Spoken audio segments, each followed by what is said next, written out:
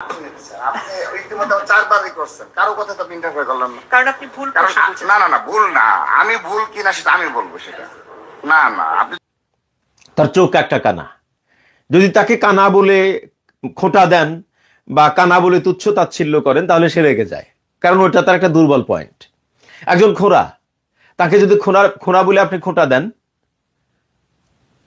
খোঁড়া বলে তুচ্ছ তাচ্ছিল্য করেন তাহলে সে রেগে যাবে, কারণ ওটা তার একটা দুর্বল পয়েন্ট। তো এখানে রাকিবের দুর্বল পয়েন্ট কোনটা? রাকিবের দুর্বল পয়েন্ট হচ্ছে রাকিবকে নিয়ে 5ই আগস্টের পরে যখন রাকিব ছাত্রদলের সভাপতি হিসাবে সবার কাছে পরিচিতি পেয়েছে, তখন থেকে রাকিবের বিরুদ্ধে সমালোচনা, রাকিবকে নিয়ে ট্রল। কেন জানেন? ধরা খেলো ছাত্রদল নেতা রাকিব। তিনি তো ছাত্রদলের নেতা, কিন্তু দেখতে তাকে যদিও অনেক বয়স্ক মনে হয়, অবশ্য সেটাই তিনি ধরা খেয়েছেন। তিনি যেগুলো ছাত্র না হয়েও কীভাবে তিনি আসলে ছাত্রদলের নেতা। তো এমন বিতর্কিত প্রশ্নের উত্তর দিতে গিয়ে তিনি আরও হিমশিম খেয়েছেন, আরও কিছু তথ্য ফাঁস করে দিয়েছেন।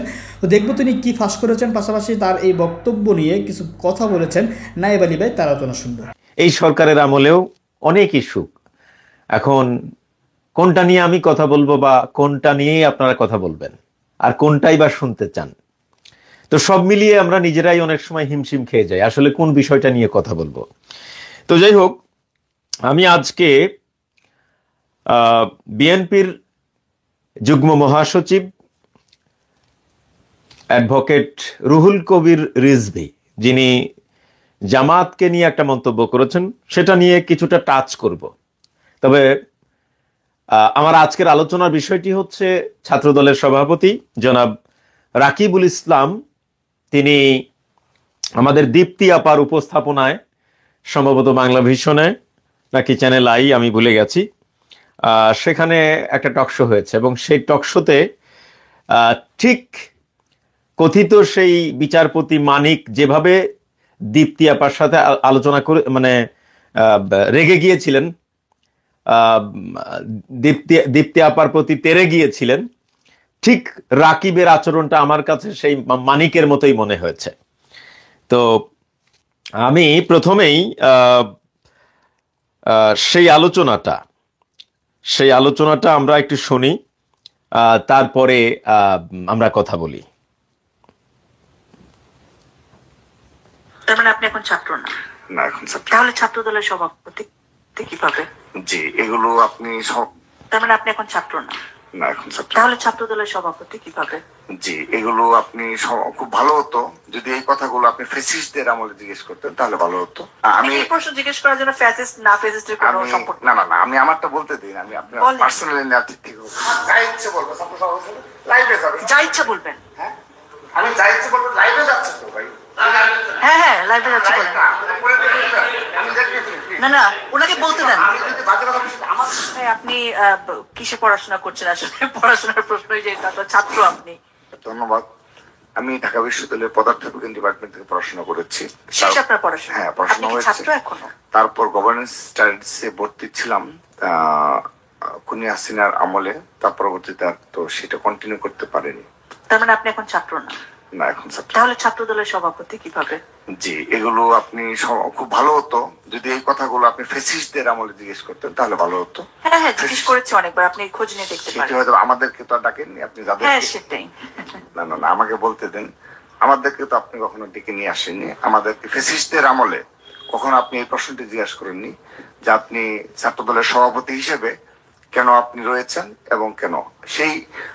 আমি এই প্রশ্ন জিজ্ঞেস করার জন্য ফ্যাসিস্ট না ফ্যাসিস্টের কোনো সম্পর্ক? না না না, আমি আমারটা বলতে দিন, আমি আপনার পার্সোনালি না, ঠিক হবে না, আমি আমারটা বলতে দিতে হবে। হ্যাঁ, একটু আগে যিনি বললেন যে বিএনপি আমলের একটি ঘটনা তিনি বললেন এবং আপনিও বেশ সুন্দরভাবে একটি প্রশ্ন করেছেন।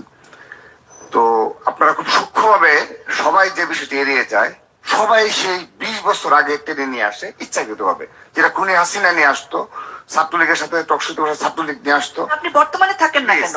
আমাকে বলতে দেন, যদি না দেন তাহলে চলে যাই, না দিতে চলে যাবো। কথা বলার জন্য আপনাকে ডাকা হয়েছে, আপনি প্রশ্নটি বোঝেন না।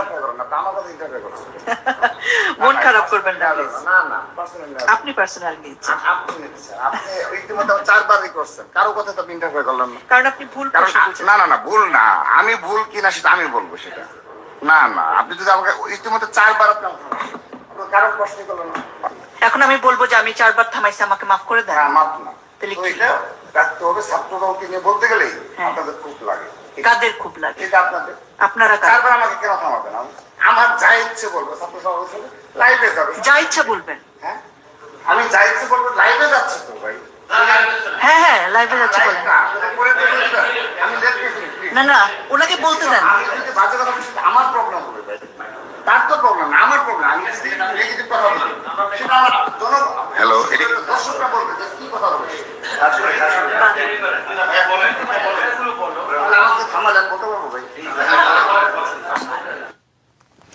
আচ্ছা, আপনারা শুনেছেন, আমি আমি আশা করি আপনারা শুনেছেন, এটি আর দ্বিতীয়বার শোনাতে চাচ্ছি না। বিষয়টা হলো যে রাজনীতি করতে আসলে আপনাকে মেজাজ কন্ট্রোল করতে হবে, এটা প্রথম শর্ত। আপনি যদি রাজনীতি করতে চান তাহলে আপনার মেজাজ হজম করতে হবে। আপনাকে মানুষ গালি দিবে, আপনাকে মানুষ মন্দ কথা বলবে, আপনাকে তুচ্ছ-তাচ্ছিল্য করবে, আপনার হাঁটা চলা, কথা বলা, আপনার সব কিছু নিয়ে মানুষ সমালোচনা করবে। তারপরেও আপনাকে কুল ডাউন থাকতে হবে। একেই বলা হয় রাজনীতিবিদ। আপনি যদি সমালোচনা সহ্য করতে না পারেন, আপনি যদি মানুষের গালাগালি সহ্য করতে না পারেন, তাহলে আপনার জন্য রাজনীতি না। রাজনীতি করতে হলে রাগ মেজাজ কন্ট্রোল করতে হবে আগে। এইটা যদি কন্ট্রোল করতে না পারেন, তাহলে আপনি মানে বিসমিল্লাহি ফেল, আপনার দ্বারা রাজনীতি হবে না। আপনি দেখেন, মানুষ রাগে কখন? মানুষ রাগে তখন তার মধ্যে একটা দুর্বলতা আছে, সেই দুর্বল পয়েন্ট নিয়ে যদি কেউ প্রশ্ন করে তাহলে সে রেগে যায়। যেমন ধরুন, একজন কানা, তার চোখ একটা কানা, যদি তাকে কানা বলে খোঁটা দেন বা কানা বলে তুচ্ছ তাচ্ছিল্য করেন, তাহলে সে রেগে যায়, কারণ ওটা তার একটা দুর্বল পয়েন্ট। একজন খোঁড়া, তাকে যদি খোঁড়া বলে আপনি খোঁটা দেন,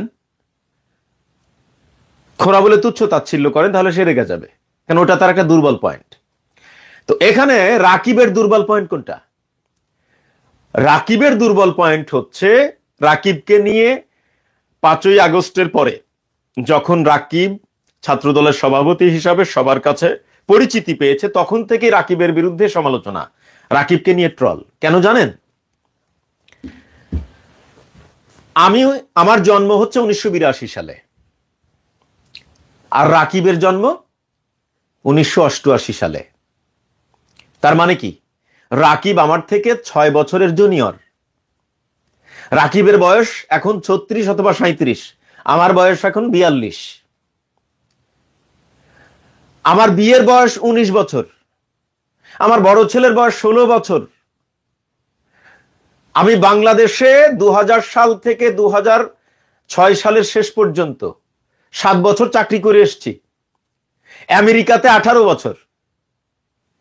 আর আমার 5 বছর 6 বছরের জুনিয়র, সে এখনো ছাত্র এবং বাংলাদেশের একটি বড় রাজনৈতিক দলের ছাত্র সংগঠনের সভাপতি। কিভাবে সম্ভব? এইটা নিয়ে তিনি বিভিন্ন জায়গায় ব্যাখ্যা করেছেন। যেমন খালেদ মহিউদ্দিনের চ্যানেলে গিয়ে ব্যাখ্যা করেছেন যে ফ্যাসিস্ট হাসিনার কারণে তিনি তার ড্রপ অফ স্টাডি হয়েছে, হলে থাকতে দেয় নাই, লেখাপড়া করতে দেয় নাই, এরকম নানা অভিযোগ করেছে। সে অভিযোগগুলো আমি মেনে নিলাম।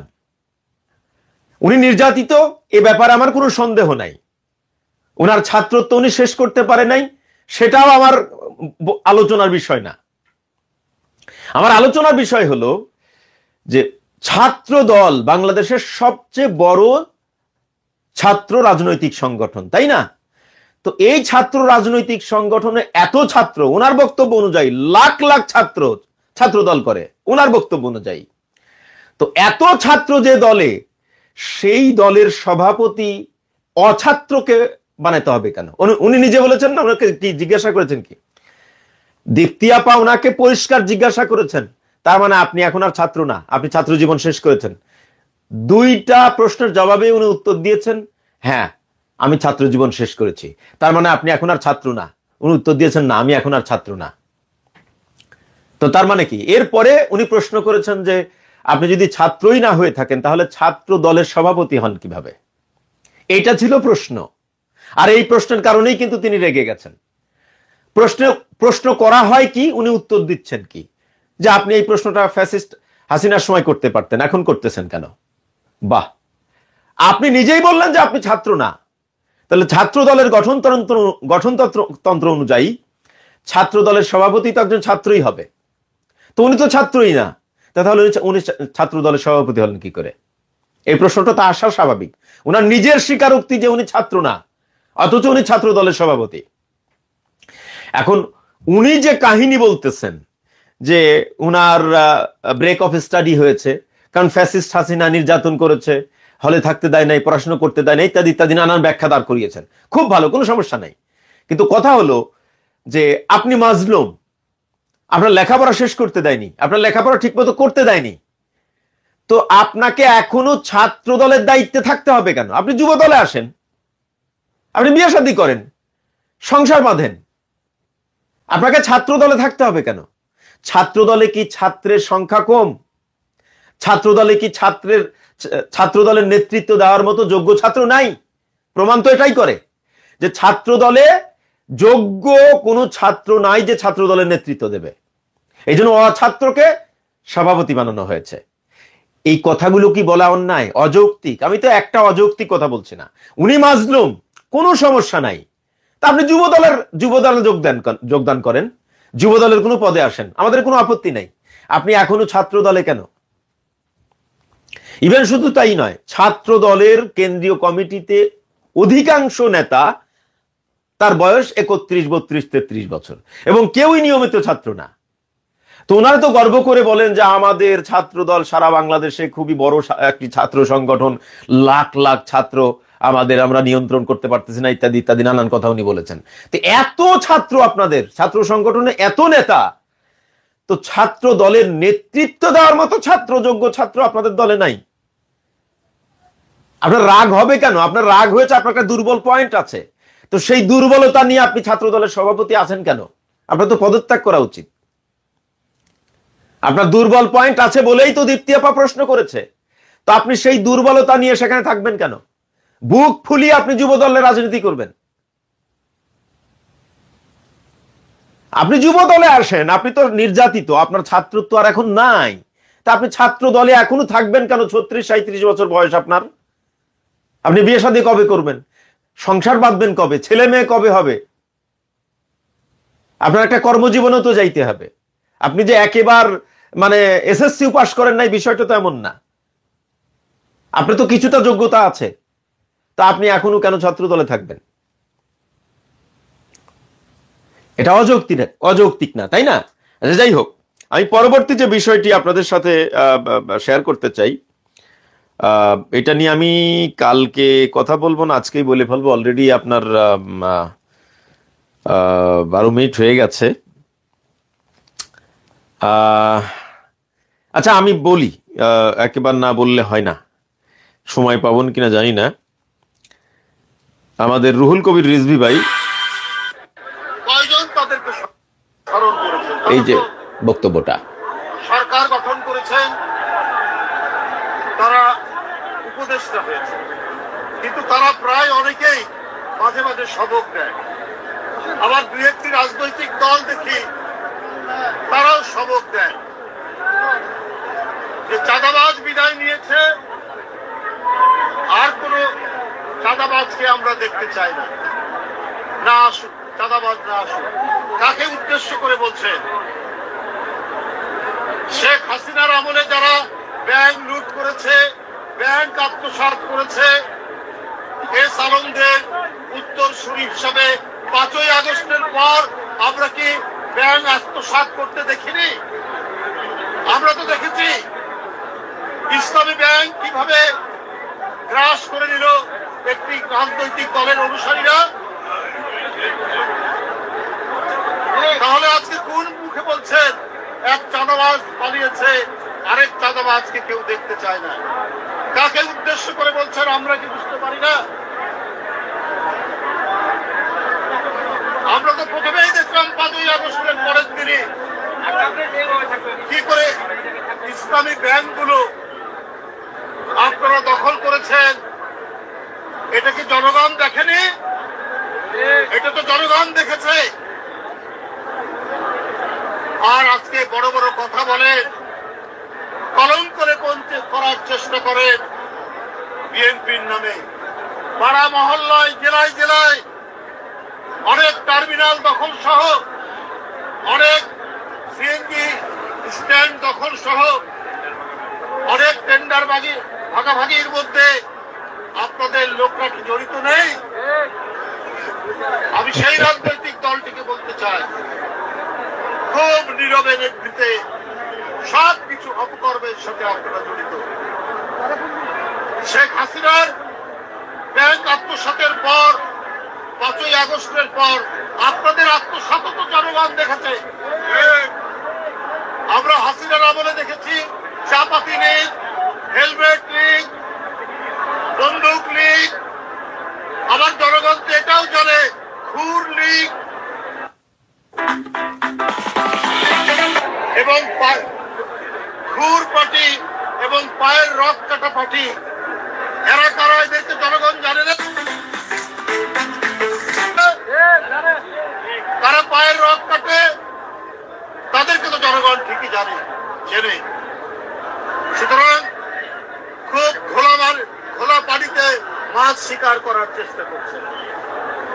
আপনাদের 71-এর অর্জন কি? আপনারা 71-এর বিরোধিতা করেছে। জিয়াউর রহমান স্বাধীনতা ঘোষণা দিয়েছেন। এই গৌরব বিএনপি, 71-এর গৌরব, 90-এর গৌরব, এই গৌরব বিএনপি। কারণ সেদিনও আপনারা শেখ হাসিনার সাথে আঘাত করে আপনারা এরশাদের আপনারা সেদিন জানলে এরশাদের কুলাঙ্গারের নির্বাচনে, 86 সালের নির্বাচনে, এটাও তো জনগণ দেখেছে। কিন্তু বিএনপি নির্বাচনে যায়। আচ্ছা, যাই হোক, এই বক্তব্য আপনারা শুনেছেন। আমি আর ওই বক্তব্য আপনাদের সাথে আর বেশি দেখাতে চাচ্ছি না। এখানে আমি কয়েকটা পয়েন্টে কথা বলি। এখানে উনি জামাতকে মুনাফিকও বলেছেন।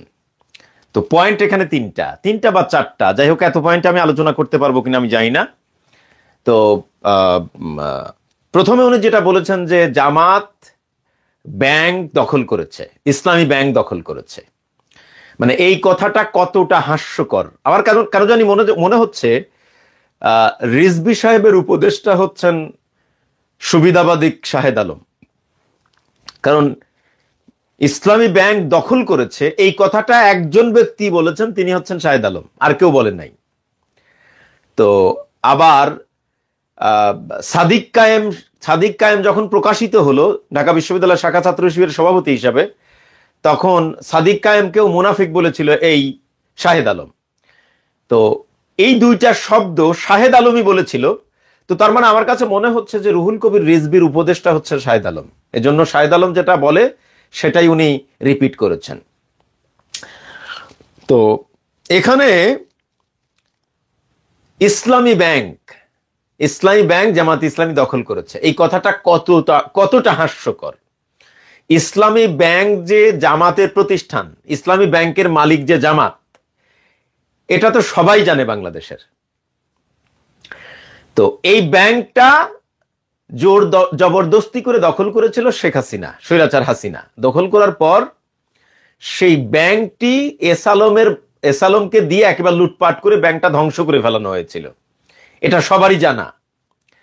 এবং এই ব্যাংকের যারা একেবারে মেইন পরিচালনা পরিষদ ছিল, উপর লেভেলের যারা কর্মকর্তা ছিল, তাদের অনেককেই এখান থেকে অপসারণ করা হয়েছিল, অনেকের চাকরিও গিয়েছিল, এবং সেখানে স্বৈরাচার হাসিনার দোসরদেরকে বসানো হয়েছিল। তো এখন জামাত তাদের বেদখল হওয়া ব্যাংক তারা আবার কি ফিরিয়ে নিয়েছে। জামাত, এই ব্যাংকটার মালিক হচ্ছে জামাত।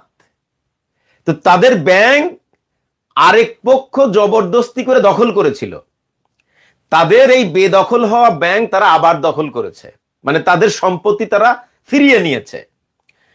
তো এইটা মানে এই কথা যে বলে, আমার কাছে মনে হয়, আমি দুঃখিত, আমি রুহুল কবির রিজভী ভাইকে অনেক শ্রদ্ধা করি বিএনপির নেতা যারা আছেন, কিন্তু ওনার মতো মানুষের মুখ দিয়ে এই জাতীয় কথা বের হলো কেমনে, আমি সেটা নিয়ে খুব শঙ্কিত এবং খুব আশ্চর্য হয়েছি। কিন্তু তারপর আমাকে বলতে হচ্ছে, যেহেতু উনি বলে ফেলেছেন। এই জাতীয় কথা যে বলেন, আসলে তার মাথায় ঘিলু আছে না গোবর আছে, আমার সন্দেহ আছে। এই যে আমি যে রুমের মধ্যে দাঁড়িয়ে কথা বলতেছি, তাই না, ধরে নেন এই বাড়ির একজন মালিক, তাই না, তো এই বাড়িটা আওয়ামী লীগের আমলে ছাত্রলীগ যুবলীগ দখল করেছে। ধরে নেন এই বাড়ির মালিক হচ্ছে বিএনপি, তো আওয়ামী লীগ বিএনপির মালিকানাধীন এই বাড়িটা জোর করে দখল করেছে, দখল করে সে এই বাড়িতে থাকে অথবা বাড়ি ভাড়া টাড়া দিয়ে তার সংসার চালায়, ধরে নেন। তো যখন 5ই আগস্টের বিপ্লবের পর স্বৈরাচার হাসিনা পালিয়ে গেছে, তখন বিএনপির সেই নেতা যে মূল মালিক, সে আবার এই বাড়ি তার মানে ছাত্রলীগ যুবলীগ এবং আওয়ামী লীগ দখল করেছিল, তাদের কাছ থেকে আবার পুনরায় সে তার বাড়িটা দখল করেছে। তো এটা কি আপনি কি বলবেন, এই দখল করাটা কি অন্যায়? না, তার নিজের বাড়ি আওয়ামী লীগ দখল করেছিল, এখন সময় এসছে তার বাড়িটা সে উদ্ধার করেছে বেদখল থেকে। তো জামাত তাদের ব্যাংকটাকে এস আলমের কাছ থেকে বা স্বৈরাচার হাসিনার কাছ থেকে উদ্ধার করেছে, সেটাকে উনি দখল বলছেন। ওই যে বললাম সুবিধাবাদিক শাহেদ আলম এই কথাটা বলেছিল, শাহেদ আলমের শিখিয়ে দেওয়া কথা উনি বলতেছেন। কতটা হাস্যকর আপনি বোঝার চেষ্টা করেন। জামাতের কোন নেতা কি এখানে চাঁদাবাজি করেছে, ব্যাংকের টাকা পয়সা লুটপাট করেছে? না, ব্যাংকে যারা যারা যে পদে ছিল সেই পদে বসিয়ে ব্যাংকটাকে তাদের নিয়ন্ত্রণে নিয়ে আসা হয়েছে। ব্যাংকটা আওয়ামী লীগের হাতে যাওয়ার আগে দক্ষিণ এশিয়ার সবচেয়ে বড় ব্যাংক ছিল, কোনো দুর্নীতি সেখানে ছিল না, কোনো স্বজনপ্রীতি সেখানে ছিল না, একেবারে সুষ্ঠুভাবে ব্যাংকটা পরিচালিত হচ্ছিল। কি কারণে? ব্যাংকটার মালিক ছিল জামাত, ব্যাংকটা পরিচালনা করত জামাত, এই জন্য সেখানে কোনো রকম কোনো অনিয়ম ছিল না। স্বৈরাচার হাসিনা নেওয়ার পর সেই ব্যাংকে এতটা অনিয়ম হয়েছে যে ব্যাংকটা একেবারে ধ্বংস করে ফেলেছিল। তো সেই ধ্বংসপ্রাপ্ত ব্যাংকটা জামাত পুনরুদ্ধার করেছে, পুনরুদ্ধার করে আগে ব্যাংকের যারা পরিচালনা পরিষদ ছিল, যারা ব্যাংক আগে পরিচালনা করতো সুচারুভাবে, ব্যাংকটা আবার তাদের হাতে ফিরিয়ে আনা হয়েছে, উদ্ধার করে ব্যাংকটা আবার তাদের হাতে সোপর্দ করা হয়েছে। ব্যাংকটা এখন আবার আগের মতো যেভাবে একটা সুচারুভাবে ব্যাংকটা পরিচালিত হতো, সেই ব্যাংকটা আবার সুচারুভাবে পরিচালনার জন্য তাদের হাতে সোপর্দ করা হয়েছে। এইটাকে উনি বলেছেন যে জামাত ব্যাংক দখল করেছে, ব্যাংক আত্মসাৎ করেছে। মানে এত বড় একজন রাজনীতিবিদ এরকম মানে ছেলে মানুষের মতো বক্তব্য দেবে, এটা আমি কখনোই আশা করিনি। আচ্ছা, এরপরে তিনি বলেছেন যে জামাত শিবির তারা যে রক কাটে, এটা কি জনগণ জানে না? আমি এটা নিয়ে বহুবার চ্যালেঞ্জ করেছি। জামাতের আমির, বর্তমান আমির কেউ সাম্প্রতিক সময় বিভিন্ন মিডিয়াতে তাকে এই প্রশ্নটা করা হয়েছিল, উনিও চ্যালেঞ্জ করেছেন, 2-1টা মিডিয়া এটা নিয়ে নিউজ হয়েছে। কিন্তু আপনি একটা বিষয় বোঝার চেষ্টা করেন, জামাত এমন একটা দল যে দলকে বাংলাদেশের কোন রাজনৈতিক দল, ইসলামী রাজনৈতিক দলও পছন্দ করে না। অর্থাৎ জামাতকে সবাই শত্রু মনে করে, ইসলামী দলের শত্রু মনে করে, আর অন্যান্য বিএনপি, আওয়ামী লীগ, জাতীয় পার্টি, অন্যান্য যত দল আছে সব দলই জামাতকে ঘৃণা করে। আর বাংলাদেশের মিডিয়াগুলিতে একেবারে ক্রমাগত লিখে যায়। তো যে দলের পক্ষে বাংলাদেশের কেউ নাই কথা বলার মতো, লিখার মতো, সেই দলের বিরুদ্ধে অভিযোগ হচ্ছে তারা মানুষের রক কেটে দেয়। তো তাহলে যার রক কেটে দেওয়া হলো তিনি নিশ্চয়ই মানে তার পরিবারের লোকজন যারা, তারা নিশ্চয়ই যিনি রক কেটেছেন তার বিরুদ্ধে মামলা করার কথা, তাই তো? এটাই তো হওয়ার কথা। মানে জামাত শিবির মানেই রক কাটা, তার মানে তারা যে কত হাজার মানুষের রক কেটেছে তার তো ঠিক ঠিকানা নয়, তাই না? এটাই তো তাদের ভাষ্য অনুযায়ী। তো এত হাজার হাজার মানুষের রক কেটে দিল জামাত শিবির। এই রক কাটার ঘটনায় বাংলাদেশের কোনো কোর্টে, কোনো থানায়, কোনো জেলায়, কোনো আদালতে মামলা হলো না। আমি জানি না মামলা হয়েছে কিনা, আমার জানা নেই মামলা হয়েছে। আমি শুনি নাই কখনো যে রক কাটার ঘটনায় বাদী হয়ে কেউ মামলা করেছে ছাত্র শিবির বা জামাতের কোনো নেতার বিরুদ্ধে, আমার জানা নেই।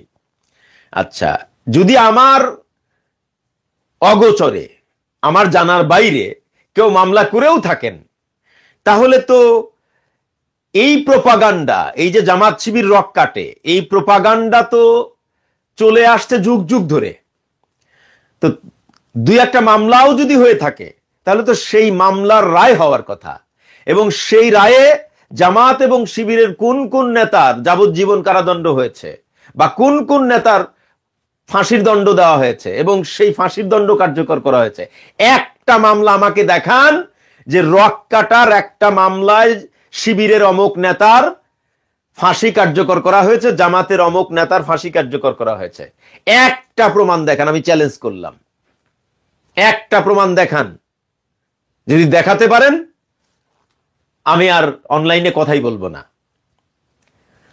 রুহুল কবির রিজভী ইসলামী ব্যাংক নিয়ে যে কথাগুলো বলেছে এটা হলো একেবারে হাস্যকর, একেবারে বাচ্চা পোলাপানের মতো কথা বলেছেন। এই কথা বলার মাধ্যমে প্রমাণ হয় যে ওনার মাথায় ঘিলু বলতে কিচ্ছু নাই, শুধু গোবর। এক, আর দুই হচ্ছে এই কথাটা একেবারে ডাহা মিথ্যা কথা। জামাত শিবির মানুষের রক কেটে দেয়, এটা আজও কেউ প্রমাণ করতে পারেনি। জামাত শিবির মানুষের রক কেটে দেয়, এটা প্রমাণ করতে হলে অবশ্যই জামাত শিবিরের কোন নেতার বিরুদ্ধে বাদী হয়ে রক কাটার মামলা থাকবে এবং সেই মামলায় বিচার হবে, বিচারের রায় হবে। রায়ে শিবিরের কিংবা জামাতের কোন নেতার অবশ্যই ফাঁসি কিংবা যাবজ্জীবন সাজা হওয়ার কথা। যুগ যুগ পার হয়ে গেছে এই প্রোপাগান্ডার, আজ পর্যন্ত কোন মামলায় এইরকম রায় হয়েছে আমরা শুনি নাই, কেউ প্রমাণ করতে পারবেন না। এরপরে আসেন, উনি আরো অভিযোগ করেছেন জামাতের নেতারা নাকি দখল বাণিজ্য করেছে। মানে যে অভিযোগটা বিএনপির বিরুদ্ধে জামাত করেছে, এই অভিযোগ কি মিথ্যা? আপনি এখনই গুগলে সার্চ দেন, বিএনপির চাঁদাবাজি, 100 প্রমাণ পাবেন, 100 প্রমাণ পাবেন। আমি চ্যালেঞ্জ করলাম, আমি নিজে বহু আলোচনা করেছি। এই যে লাস্টে সেদিন আলোচনা করেছি জিকে গৌস বিএনপির সাংগঠনিক সম্পাদক, হবিগঞ্জের মানুষ। তিনি মামলা বাণিজ্য করে কয়েক কোটি টাকা হাতিয়ে নিয়েছেন এই কয় মাসে। আমি বলি নাই এ কথা কে বলেছে? জুলকারনাইন শাহের বলেছে। শুধু তাই না, আমি আর একটা ভিডিও আপনাদেরকে দেখাই,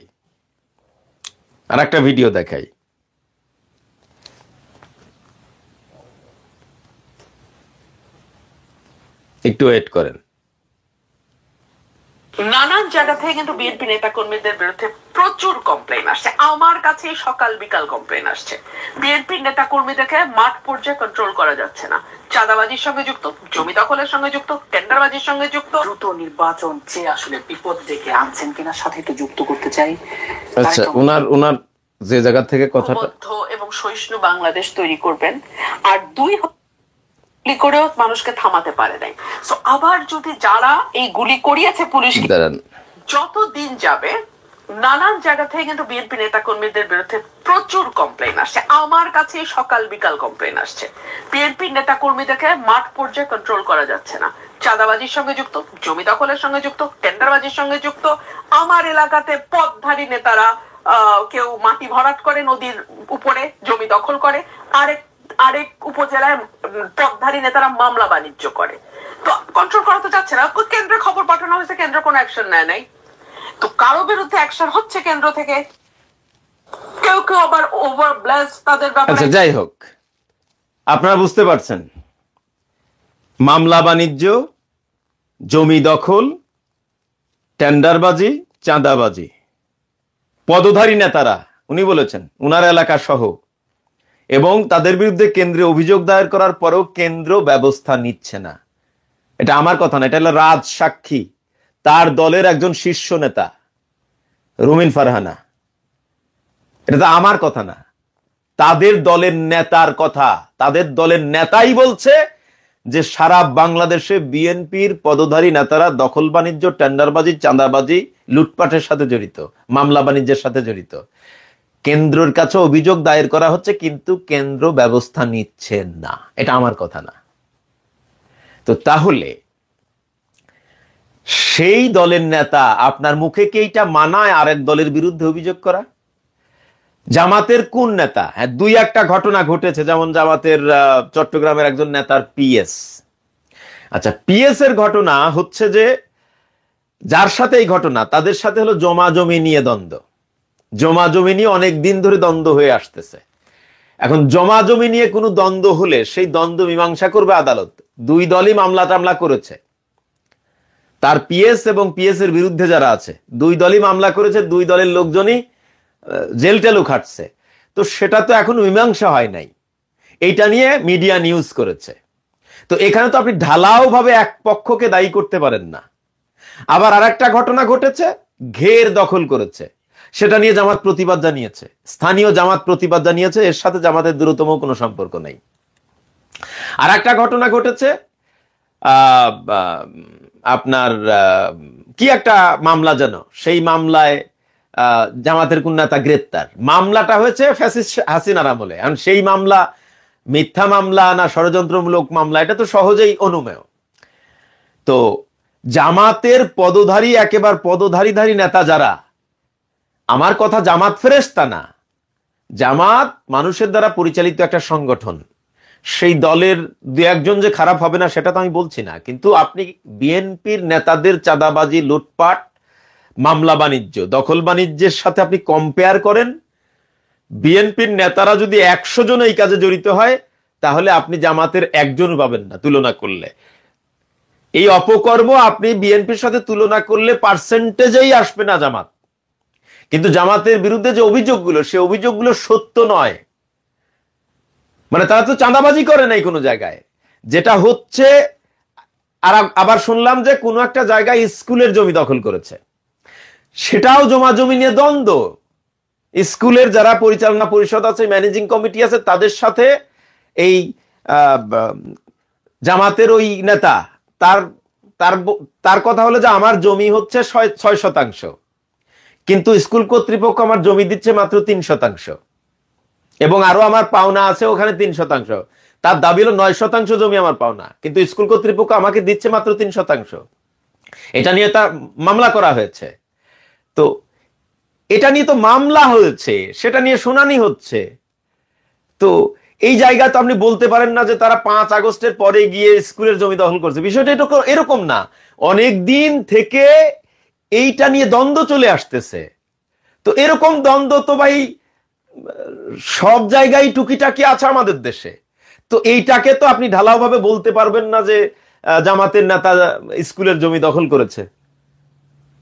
এটা তো 5ই আগস্টের পরের ঘটনা না, এটা অনেক আগের ঘটনা হয়ে আসতেছে। এটা নিয়ে মামলা মকদ্দমা চলতেছে, নিউজটা করা হয়েছে 5ই আগস্টের পরে। কিন্তু বিএনপির নেতারা কি করতেছে? বিএনপির নেতারা বর্জ্য অপসারণকারীদের কাছ থেকে মাসোহারা নিচ্ছে, দোকান মালিকদের কাছ থেকে চাঁদা নিচ্ছে, ট্রাক চালকদের কাছ থেকে চাঁদা নিচ্ছে, বাস চালকদের কাছ থেকে টাকা নিচ্ছে, সিএনজি চালকের কাছ থেকে টাকা নিচ্ছে, ট্যাক্সি চালকের কাছ থেকে টাকা নিচ্ছে। তারপরে আওয়ামী লীগের স্থানীয় নেতাদেরকে হুমকি দিয়ে, মামলার হুমকি দিয়ে টাকা নিচ্ছে। আবার যাদের নামে মামলা করা হয়েছে বলা হচ্ছে তুমি যদি এত টাকা দাও তাহলে নাম কেটে দেব। এই বাণিজ্যই তো বিএনপি করতেছে। এটা রুমিন ফারহানার কথা। রুমিন ফারহানা বিএনপির একজন কেন্দ্রীয় নেত্রী। তো তিনি যখন তার দলের নেতাদের বিরুদ্ধে, কেন্দ্রের বিরুদ্ধে অভিযোগ করতেছে যে কেন্দ্রের কাছে অভিযোগ দায়ের করার পরেও কেন্দ্র অ্যাকশন নিচ্ছে না, ব্যবস্থা নিচ্ছে না, তো তার মানে রাজ সাক্ষী বিএনপির নেত্রী বলতে, আমার কথা না। তো সেই দলের একজন নেতা তার দলের পক্ষে কিভাবে সাফাই গায়? শুধু তাই না, 5ই আগস্টের পরে, আজকে তো ডিসেম্বর শেষ হচ্ছে, প্রায় 27 জন বিএনপির অভ্যন্তরীণ কোন্দলের কারণে প্রায় 27 জন নেতাকর্মী খুন হয়েছে বিএনপির। তারা অনেক গল্প করলো না যে জিয়াউর রহমান স্বাধীনতার ঘোষক, আমরা স্বাধীনতার পক্ষের লোক, অমকের অমক সালে আমাদের গর্ব, তমক সালে আমাদের গর্ব। এই যে কথাবার্তাগুলো বলতেছেন, বলে আনন্দ পাওয়া যাচ্ছে, কিন্তু যে 27 জন লোককে পরপারে পাঠিয়ে দিয়েছেন, সে পরিবারগুলো কি অবস্থায় আছে খোঁজ খবর নিয়েছেন রিজভী সাহেব? তো যাই হোক, কথা হলো কি, আমি যেটা বলতে চাই ভাই, রাজনীতি করতে গেলে আপনার দলের একটা আদর্শ, জামাতের আরেকটা আদর্শ, দুই দলের আদর্শ যদি একই হতো তাহলে তো দল দুইটা হতো না। তারা তাদের আদর্শ প্রচার করতেছে, আপনারা আপনাদের আদর্শ প্রচার করেন। গত 5 তারিখের পরে আপনারা বিএনপির এবং যুবদল ছাত্র দলের নেতা যারা মিডিয়ায় বক্তব্য দিয়েছেন বিভিন্ন জায়গায়, আপনাদের বক্তব্যের মধ্যে কোনো নতুনত্ব নেই। ওই গতানুগতিক ধারায় আওয়ামী লীগ যেভাবে বক্তব্য দিয়েছে সেই একই বক্তব্য। ওই কথায় কথায় আপনারা 71 চলে যান,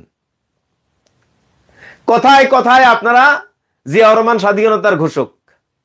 মানে আওয়ামী লীগ রাজনীতি করেছে শেখ মুজিবুর রহমানকে নিয়ে, আপনারা রাজনীতি করেন জিয়াউর রহমানকে নিয়ে, অথচ জিয়াউর রহমানের আদর্শের ধারের কাছেও নাই আপনারা, জিয়াউর রহমানের সততার ধারের কাছেও নাই।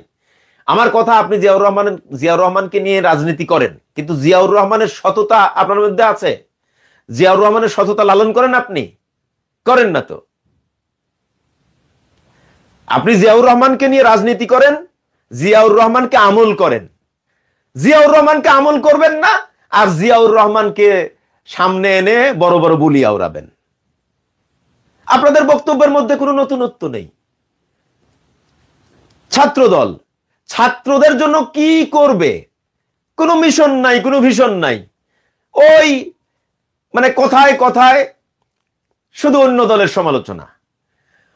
অন্য দলের সমালোচনা করেন, আমি তো নিষেধ করতেছি না। রাজনীতি করতে গেলে অন্য দলের সমালোচনা করতে হয়, দু এক কথা বলতে হয়, বলেন, সমস্যা নেই।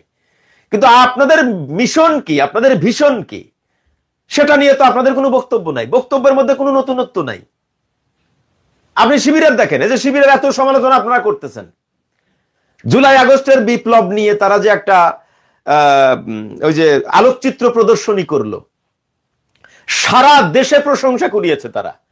এই যে আবার সায়েন্স ফেস্টের তারা আয়োজন করেছে, সারা দেশে প্রশংসা কুড়াচ্ছে।